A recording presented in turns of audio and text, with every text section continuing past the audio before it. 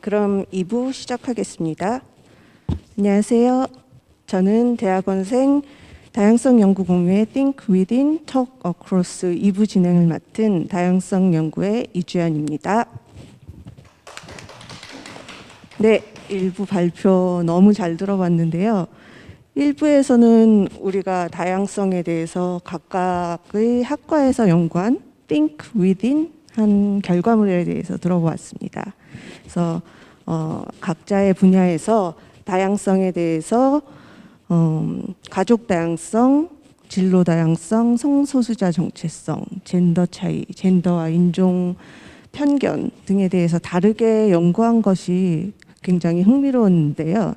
이제 2부에서는 우리가 1부에서 들었던 결과를 바탕으로 서로 함께 이야기를 나눠보는 톡 어크로스 하는 시간을 가졌으면 좋겠습니다. 제가 몇 가지 공통된 질문을 드리면 돌아가면서 함께 이야기를 나눠보았으면 좋겠습니다.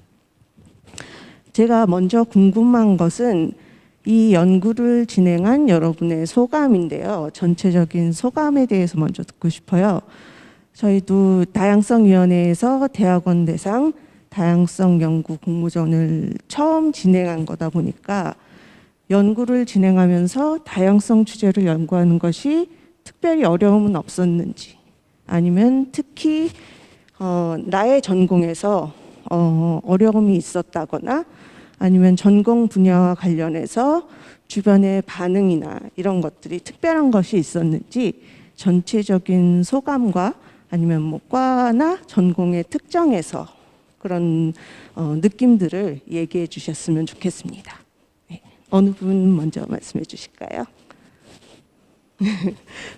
최은경 선생님. 저 같은 경우는 저 외에도 3명의 팀원이 같이 있습니다. 연구를 같이 진행을 했는데요. 저희 팀 같은 경우에는 가족 다양성에 대해서 그 연구 주제를 잡고 먼저는 가족에 대한 그 정의를 먼저 정리하는 그 시점에 정말 저희 스스로도 이 가족에 대한 그 정의부터 굉장히 많은 고정관념과 편견을 가지고 있다라는 것을 굉장히 많이 느꼈습니다. 저희가 기본적으로 정상가족 그리고 보통가족이라고 하는 그 전제 자체가 그 외의 가족들에 대한 어떤 편견과 차별을 포함하고 있다는 것을 저희 스스로 깨닫게 되면서 연구를 진행함에 있어서 연구자가 먼저 이 연구를 바라볼 때 어떤 고정관념이나 편견이 있지는 않은지 좀 돌아볼 수 있는 그런 시간이어서 저희에게도 연구적으로도 그렇고 개인적으로도 굉장히 도움이 많이 되고 의미 있었던 시간이었습니다. 네. 네, 그럼 다음 말씀해 주시죠. 네, 차은지 선생님. 저희 심리학부에서는 차별이나 편견을 다루는 연구 분야가 원래 있어서 다양성이라는 주제가 그렇게 낯설지는 않았습니다. 그래서 학과 내에서도 다들 그냥 공모전 합격을 축하해 주시는 분위기였는데요. 그럼에도 불구하고 외부에 비해서 아직은 다양성에 대한 인식이 부족하다고 느낄 때가 많았어서 이런 공모전이 있다는 게 좀 소중하게 느껴지기도 했습니다. 예를 들면 학과 내에서 연구 발표를 했을 때 왜 레즈비언에 대한 연구를 하느냐라는 질문을 받기도 했는데요. 그 질문에 악의는 없었던 것 같지만 그래도 남성을 비롯해서 주류에 관한 연구는 그런 질문을 잘 받지 않기 때문에 그런 질문을 하지 않고 이 연구를 진행하게 해주시고 또 굉장히 지지를 받으면서 연구를 할 수 있었어서 그런 경험이 소중했습니다. 또 팀원의 답변도 공유를 하고 싶은데요. 네네. 이다의 팀원도 그 심리학과 내에서는 다양성에 관한 노력이 많이 이루어져 왔지만 사람에 관한 연구를 진행하는 분야인 만큼 앞으로도 더 많은 노력이 필요한 것 같다고 답해 주었습니다. 다음 김우실 선생님. 저는 컴퓨터학과이고요. 컴퓨터학과는 아시다시피 이런 인문학적인 가치가 전혀 논의되지 않은 연구 주제입니다. 따라서 주로 이공계에서의 논문이나 연구의 목적은 어떠한 기술이 있고 그 기술의 기능이 향상되었다거나 아니면 효율성이 증가되었다거나 이런 식의 방향으로 연구가 진행이 되는데, 저는 이러한 기술적인 측면의 연구보다는 인간을 중심으로 하는 연구가 조금 더 가치 있고 세상에 무언가 좋은 이로운 것을 할 수 있을 거라고 생각이 들어서 이런 연구를 하게 돼서 정말 기뻤고, 그리고 하던 중에 어려웠던 점은 이러한 사회적 가치 그리고 형태가 없는 가치인 공평성이나 다양성을 수학적인 것으로 변화시켜서 어떻게 정의를 내려야 될지에 대한 고민을 해야 된다는 게 조금 어려웠긴 했습니다. 네, 이하경 선생님. 네, 저희는 미디어 학과이기 때문에 사실 성별이나 뭐 세대나 이런 거에 대한 관심이 있는 친구들이 많음에도 불구하고 처음에 이 공모전이 떴을 때 많은 친구들이 했던 질문이 근데 다양성이 뭐야? 라는 질문을 굉장히 많이 했어요. 근데 저도 이제 지원을 하면서도 내가 하는 이 연구가 다양성이랑 맞는 건가라는 사실 그 고민을 굉장히 많이 했었고, 연구를 하는 내내 그 고민이 굉장히 많이 됐었거든요. 그리고 습관적으로 뭐 양적 연구, 질적 연구를 나눌 수는 없지만 어쨌든 통계를 많이 이용한 연구를 했던 친구들 같은 경우는 성별이나 뭐 세대나 뭐 나이를 연구를 하지만 그냥 하나의 뭐 요인으로만 생각을 하는 경우가 사실 많았고 저도 그랬거든요. 그래서 그냥 성별의 차이라고 보는 게 아니라 그 안에 숨겨진 의미를 찾아 나가는, 그리고 그거에 대해서 좀 고민할 수 있는 게 약간 다양성에 대한 그런 접근인 것 같기도 하고, 그리고 이 공모전을 통해서 저 역시 그런 쪽으로 좀 많이 고민해보고 또 배워갈 수 있었던 것 같아서 되게 좋았던 그런 경험이었습니다.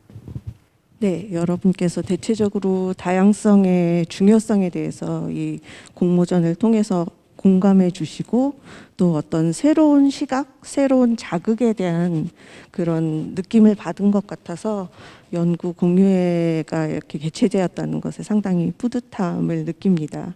그러면 이 질문에 이어서 이제 여러분께서 어떤 연구를 진행하는 데 있어서 다양성이라는 개념을 정의하는 것, 측정하는 것에 대한 어려움을 말씀을 해주셨는데요. 그 다양성이라는 것을 처음에 연구를 진행할 때 어떻게 개념을 정의하고 시작했는지 그 부분에 대해서도 좀 이야기를 나눠봤으면 해요. 좀 어떻게 보면 정의하기 어려운 개념일 것도 같은데 여러분의 연구를 보면 다양성이라는 큰 하나의 주제를 가지고 서로 다른 5개의 연구를 만들어내신 거잖아요. 그래서 그 다양성이라는 주제를 가지고 어떻게 지금의 자신들의 주제를 좁혔는지, 아니면은 그 연구 자체를 떠나서 그냥 나에게 다양성이라는 것은 어떤 개념인지 어떤 의미인지 이런 것들에 대해서 좀 이야기를 나눠봤으면 합니다. 네, 이번에는 어떤 분 먼저 이야기해 주실까요? 네, 김우진 선생님. 일단 제가 연구를 하기 전에 정의한 다양성은 가장 학문적인 정의에 가깝지 않을까라고 생각을 하는데요. 그 홈페이지에도 보시면 다 나와 있듯이 한 개개인의 배경을 구성하는 인종학적 혹은 성별 그리고 다양한 가치관을 구성하는 여러 요소들을 다 아울러서 다양성이라고 가정을 일단 했습니다. 네, 그리고 이제 그러한 다양성이란 주제 안에서 저의 연구에 대한 역할은 아무래도 그러한 다양성이라는 가치를 이제 기계학습이나 인공지능이 사람의 삶에서 작용을 할 때 그런 가치를 무시하지 않고 포용하고 같이 결정해 나가는 그런 결정을 함과 동시에, 그리고 그러한 인류학적인 그리고 성별적인 특성에 치우치지 않는 그런 나쁜 불공정성을 방지하는 그런 역할을 하지 않을까라고 생각을 하고 있습니다. 네, 그럼 다음은 어느 분 말씀해 주실까요? 네, 이하경 저는 선생님. 아까 말했던 그 답이랑 사실 좀 연결이 되는 것 같은데, 처음에 이 공모전 주제를 낼 때 그 다양성에 대한 그게 뭘까라고 굉장히 저도 많이 고민을 했었거든요. 그래서 그 연구 주제를 잡다가 그러면 보통 뭐 성별을 나눠서 연구하는 연구들은 많기는 한데 그렇다면 어떻게 보면 뉴스 이용해서 약자라고 할 수 있는 하나의 그런 집단이 여성이라고 할 수 있는데 그거에 대한 연구가 조금 부족하지 않나라는 생각에서 이제 접근을 하기 시작했었고요. 그래서 이런 약간 그 다양성이라는 것 자체가 그냥 이렇게 차이가 있어라는 것에서 그치는 것이 아니라 조금 그 안에 숨겨진 내용을 찾아가야 된다고 보고 그 이유는 이제 단순히 여성들이 저 같은 경우는 뉴스를 많이 이용하지 않아라고 했을 때 그렇다면 여자들이 뉴스에 관심이 없어 그렇기 때문에 뭐 정치에 참여를 하지 않아 이런 식으로 이렇게 플로어가 갈 수가 있는데 사실 그렇게 하기에는 굉장히 위험한 접근이라고 생각을 하거든요. 그래서 그런 어떤 사회적 약자라고 할 수 있는 게 사실 저는 여성을 했지만 굉장히 다양한 뭐 레즈비언 같은 경우도 있고 뭐 굉장히 그 약자라는 게 약하다는 게 아니라 다수가 아니기 때문에 주목을 받지 못하는 분들이 굉장히 많잖아요. 그래서 그런 연구 주제를 좀 잡고 싶었고 이제 그런 게 되게 중요하다고 생각을 하고 있어요.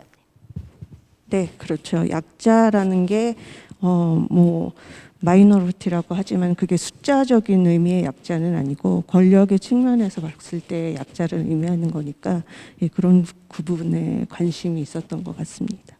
최은경 선생님. 저 같은 경우는 가족에 한해서 이 다양성의 개념을 좀 생각해 봤을 때 기존의 뭐 혼인이라든가 혈연, 입양의 이 개념 자체가 다양한 가족을 포함하기에는 굉장히 한계가 많고 그 가족 개념에 들어오지 못하는 수많은 소외된 가족이 굉장히 많다라는 것을 느꼈습니다. 그래서 저희는 이번 연구를 진행할 때 다양한 가족이라 함은 기존의 혼인과 혈연과 입양을 넘어서서 다양한 세대 또 다양한 가족 구성원 그리고 구조적인 측면뿐만이 아니라 정서적인 측면까지도 좀 더 포괄적인 개념 하에서 이런 가족 다양성, 다양한 가족을 살펴보려고 했습니다. 네. 네, 그 마지막으로 차현진 선생님은 어떻게 생각하시나요? 저는 소수자가 자기 정체성을 더 안전하게 드러낼 수 있는 환경을 만들어야 한다는 문제의식을 가지고 연구를 시작했는데요. 이런 문제의식과도 연관이 있는데요. 그 다양성이라는 게 인위적으로 만드는 것이 아니라 그냥 기존에 존재하는 다양한 존재가 드러날 수 있는 그런 안전한 환경을 만들어주기 위한 노력이라고 생각을 했습니다. 원래 사람들이 다 다양한 모습을 가지고 있지만 차별적인 문화 속에서는 그 주류에 해당하는 사람들만 자기를 편하게 드러내기 때문에 불균형이 발생하는 것이고 그런 차별이 이제 사라졌을 때는 사람들의 다양한 모습이 자연스럽게 발현이 될 수 있다고 생각을 했습니다.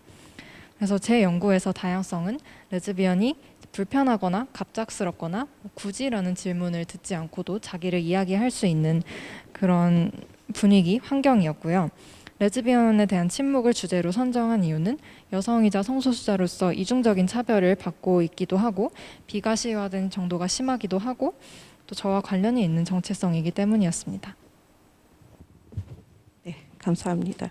대체로 들어보니까 평소에 자신이 가지고 있었던 어떤 문제의식이나 다양성에 대한 생각들이 연구에 아무래도 녹아든 것 같아요.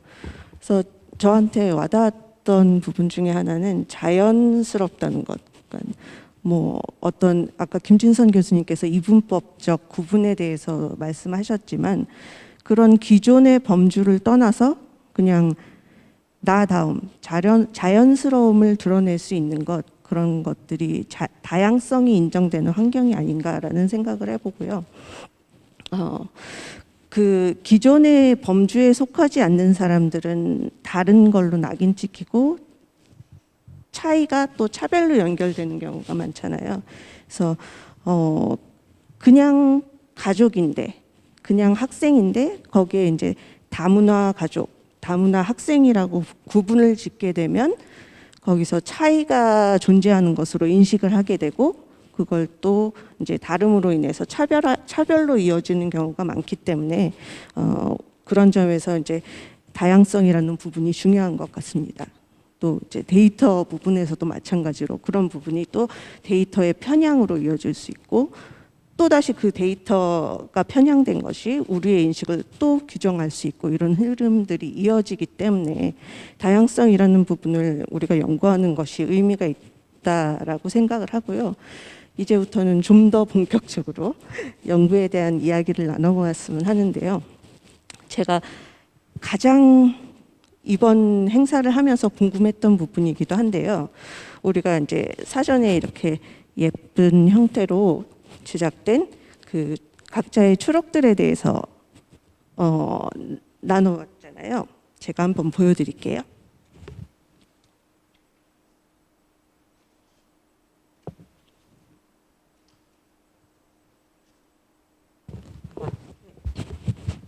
이렇게 각각의 색깔들로 표현된 예쁜 초록들을 여러분들이 이제 공유를 하셨고, 일부에서도 이제 다른 사람들의 연구 결과에 대해서 들어보셨는데, 이제 그 다른 팀의 연구를 들으면서 저 팀의 연구는 내가 했으면, 만약에 내가 한다면 어떤 결과가 있었을까? 내가 한다면 어떤 방법으로 연구를 했을까라고 생각해 본 것들이 있을 것 같아요. 그래서 저 주제는 같지만 만약에 내 전공에서 한다면 좀 더 다르게 접근했을 것 같다라든가 아니면은 뭐 반드시 내가 하지는 않더라도 저 팀이 한 연구는 내 전공도 관련이 있기 때문에 좀 이런 점은 조언을 해주고 싶다.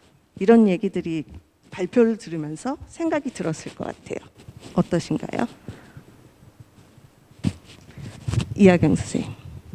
저는 사실 발표하신 모든 분들이랑 조금씩 다 접점이 있다고 생각을 해요. 다 분리된 연구가 아니라고 생각을 하는데, 심리학부 그 연구를 주로 말씀드리면 사실 침묵이라고 하는 게 지금은 그냥 발표하셨을 때는 진짜 실제 대화했을 때 나타나는 침묵이었는데, 저 같은 경우는 이제 온라인 미디어 환경에 굉장히 관심이 많거든요. 근데 그 침묵이라는 형태가 이렇게 오프라인에서도 나타날 수 있지만 온라인에서도 굉장히 다양한 형태로 나타날 수 있다고 생각을 해요. 뭐 정말 단순하게 생각해서 게시글에 내가 어떤 정체성을 드러내는 글을 썼는데 댓글이 갑자기 달리지 않는다던가, 아니면 좀 더 공격적으로 뭐 그 사람들이 아예 주제를 바꿔서 무시를 해버린다던가, 이런 식으로 좀 강도가 점점 센 침묵이 더 나타날 수 있는 환경이라고 생각을 하거든요, 온라인이.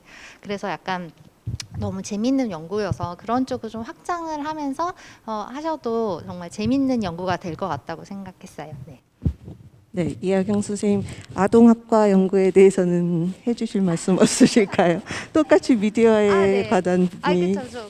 네. 완전 저희 쪽에도 그런 비슷한 연구가 굉장히 많고, 제 친구 같은 경우도 약간 다양성이라는 이름을 쓰진 않았지만, 그러니까 노인분들이 어떻게 이제 TV 드라마에서 나타나는지에 대해서 연구를 한 적이 있었거든요. 그래서 그런 문제의식이 굉장히 비슷하다고 생각을 했고, 그리고 이제 코딩하는 뭐 방식이나 이런 것도 굉장히 비슷하다고 생각을 했어요. 근데 이제 가장 중요한 건 연구를 들으면서도 생각했던 게, 그런 뭐 드라마에서 어떤 사람이 나타난다라고 하는 걸 코딩하는 것 자체는 사실 굉장히 뭐 누구나 할 수 있는 연구인데, 그 문제의식을 어떻게 잡는지, 그러니까 가족 다양성을 왜 봐야 하는지에 대한 그 앞에 설명을 굉장히 잘해 주시고, 그리고 들으면서도 굉장히 납득이 가고 이게 되게 필요한 연구다라는 생각이 들었기 때문에 저 굉장히 재밌게 보고 저희 과에서도 되게 즐겁게 읽을 수 있는 연구였던 것 같아요. 네.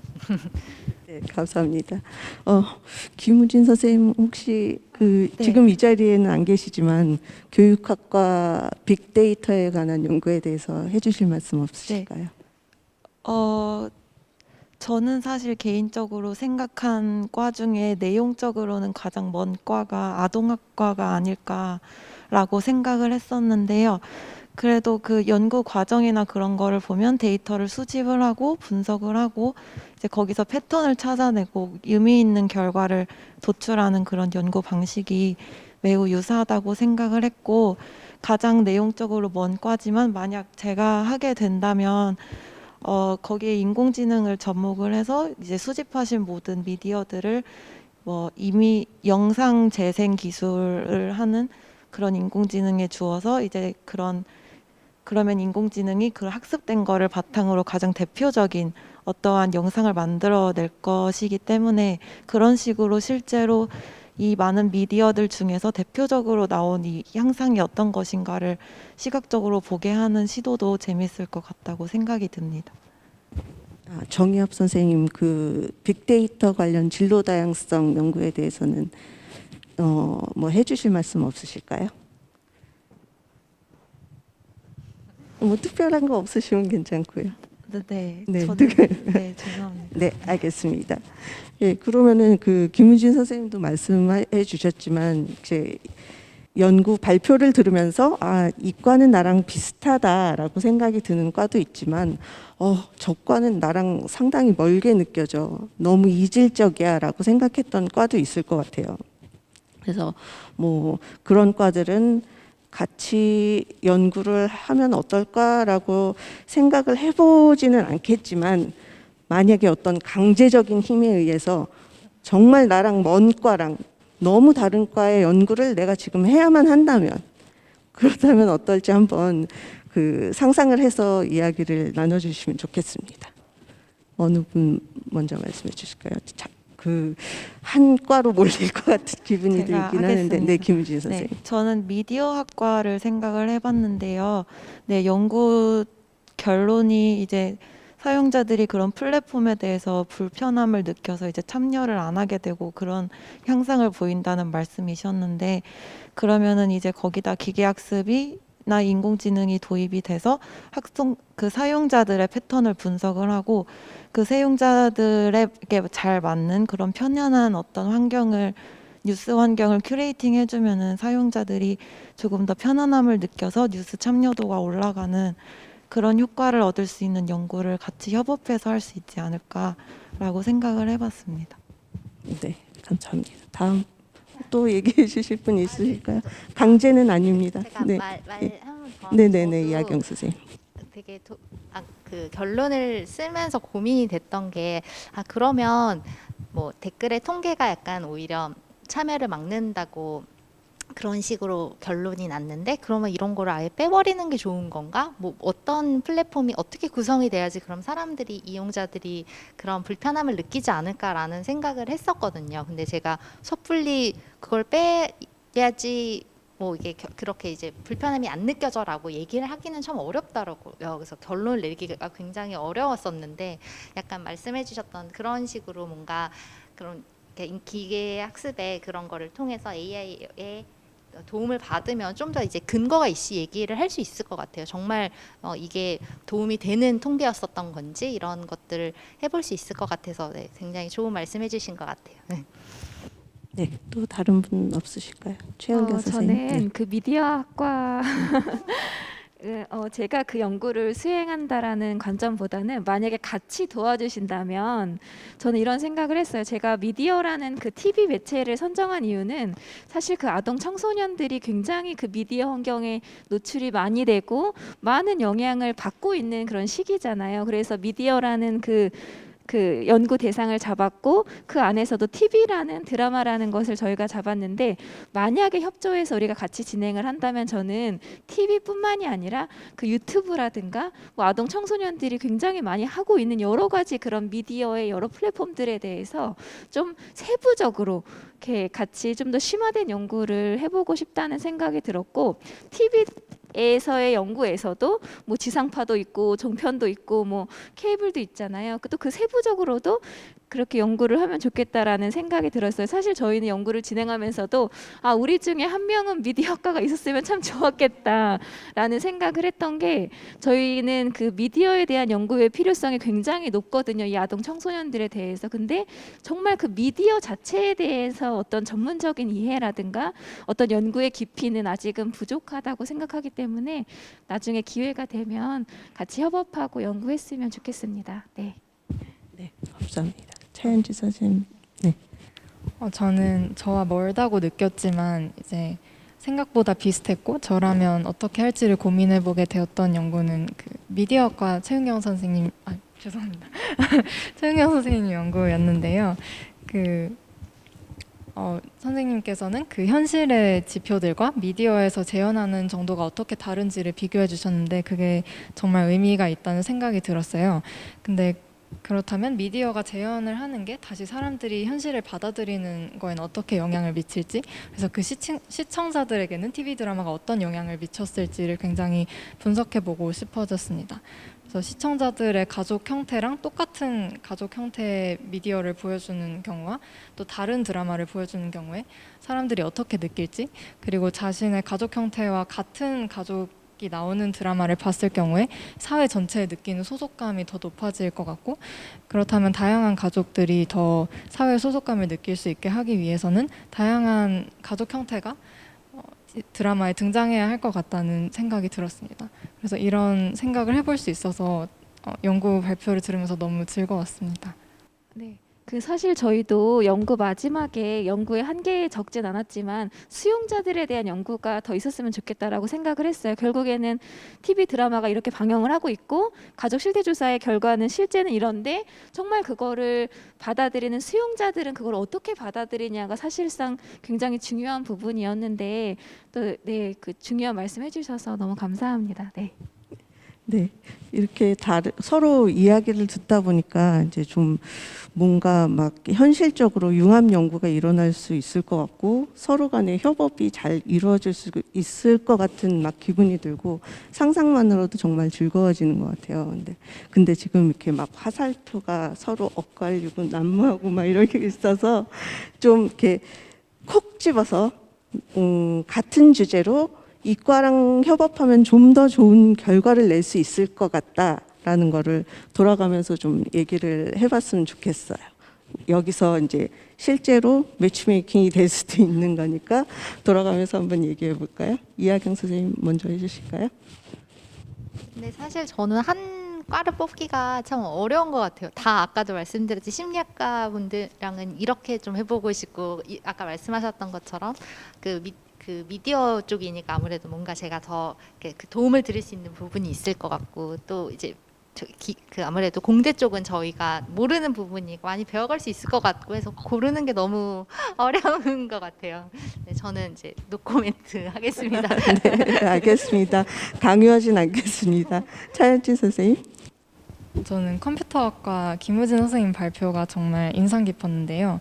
이런 저희 심리학과에서도 어떤 주류의 데이터를 가지고 한 연구 결과를 보편적인 지식으로 확장한다는 문제가 있다는 비판을 계속 해왔는데 이제 그거를 해결할 기술을 정말 가지고 분석 모델을 만드시는 게 정말 인상 깊었어요. 그래서 저도 심리학의 되게 기초적인 연구 결과들도 소수자 데이터를 대상으로 다시 진행해보면 결과가 다르게 나오지 않을까 그런 생각들을 했었는데 심리학에서는 보통 좀 더 적은 표본을 가지고 연구를 하는 편인데 만약에 선생님과 협업을 한다면 더 큰 데이터셋을 가지고 더 의미를 확장할 수 있을 것 같아서 그런 부분들이 굉장히 만약에 협업을 한다면 좋을 것 같다는 기대가 되었습니다. 네, 감사합니다. 최은경 선생님. 저는 지금 드는 생각은 우선은 미디어 학과에는 자문을 그냥 구하고 실제 자문회의처럼 자문을 구하고 실제 연구는 심리학과랑 같이 하면 좀 수용자들에 대한 어떤 그런 효과성 연구 이런 부분들 인식에 대한 어떤 태도 변화에 대한 연구를 진행해도 되게 재밌겠다라고 생각합니다. 네. 감사하게도 지목을 받았지만 저는 뚝심 있게 미디어 학과를 선택을 하도록 하겠습니다.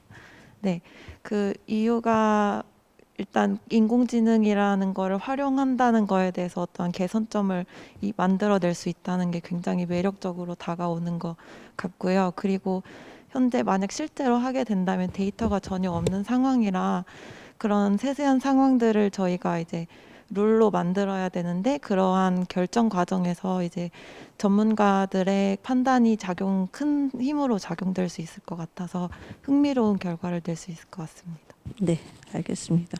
어떻게 화살표가 정리되지 않고 더 꼬인 것 같은 느낌이 드는데요. 네, 이후 연구로 더 이어졌으면 좋겠습니다. 예, 이제 마지막 질문인데요. 우리 연구와 사회에 대한 부분을 한번 얘기를 해봤으면 좋겠어요. 다양성 연구를 우리 사회에 적용하는 부분에 대해서 고민을 해봐야 된다고 생각을 하는데 그 여러분의 연구가 사회적 이슈로 인해서 시작이 된 경우도 있겠지만 특별히 우리 과의 이런 이슈는 사회에 적용을 할 수 있는 이슈다. 아니면은 이 주제는 우리 사회에 적용하고 싶은 부분이다라는 것들이 있을까요? 생각해 보신 부분이 있나요? 우리의 연구와 사회에 적용하는 부분에 대한 것들. 네, 차현지 선생님. 저희 연구에서 저희 실험에서 동영상을 활용하다 보니까 아무래도 미디어에서 어떻게 활용될지에 대해서 생각을 해보게 되었는데요.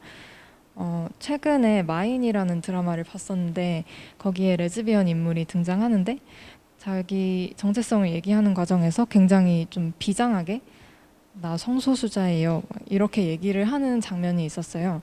근데 그 부분이 물론 성소수자인 걸 드러내는 것도 중요하지만 너무 좀 부자연스럽게 조금 부각되는 느낌이 있어서 그걸 본 많은 사람들이 저 장면이 좀 웃기다고 말하는 것을 본 적이 있었거든요.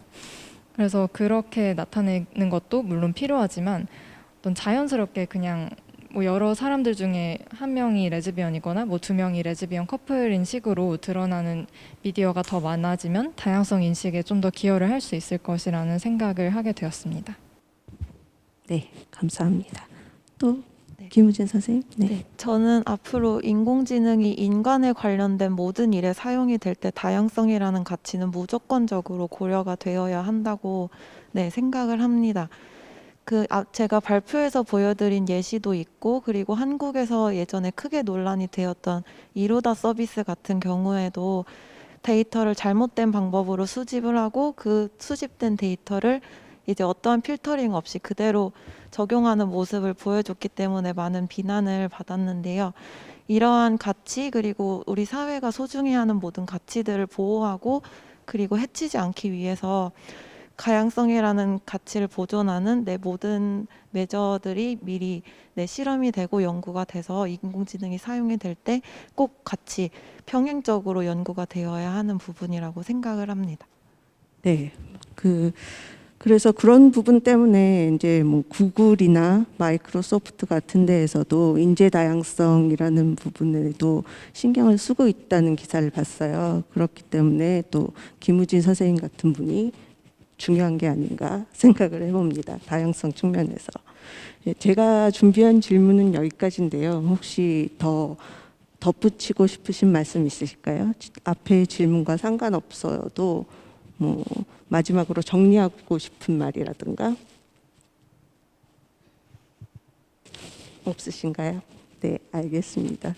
지금까지 서로 다른 학과의 대학원생들의 연구 성과에 대한 이야기를 들어봤는데요. 우리가 이렇게 함께 다른 사람들의 연구를 공유하면서 저 또한 다양성에 대해서 많이 생각해보는 계기가 되었던 것 같습니다. 저 자신의 틀, 저의 전공의 틀을 넘어서 다양성을 또 다른 시각에서 보게 되는 귀한 계기였던 것 같고요. 많이 배우게 되었습니다. 그래서 또 이런 기회로 서로 다른 과의 연구를 같이 하면 어떨지, 만약에 내가 한다면 어떨지 하는 것들을 상상해 보면서 뭔가 여러분한테서 좀 그런 에너지, 활력 이런 것들이 보였던 것 같아요. 그래서 생각만이 아니라 실제로 그런 협업이 앞으로 이루어졌으면 하는 바람이 있습니다. 그래서 이 자리로 끝나는 것이 아니라 그런 연구의 협업들이 가능해져서 저희 이번 공유의 자리가 또 다른 기차를 탈 수 있는 그런 플랫폼이 되었으면 하는 바람이고요. 이번 기회로 우리뿐만이 아니라 많은 다양한 분야에서 협업, 학제간 연구, 융합 연구 이런 것들이 많이 이루어지기를 바랍니다. 그래서 이번 다양성위원회 연구 공유회가 그런 시도들의 하나의 단초가 되었으면 하는 바람입니다. 네, 감사합니다.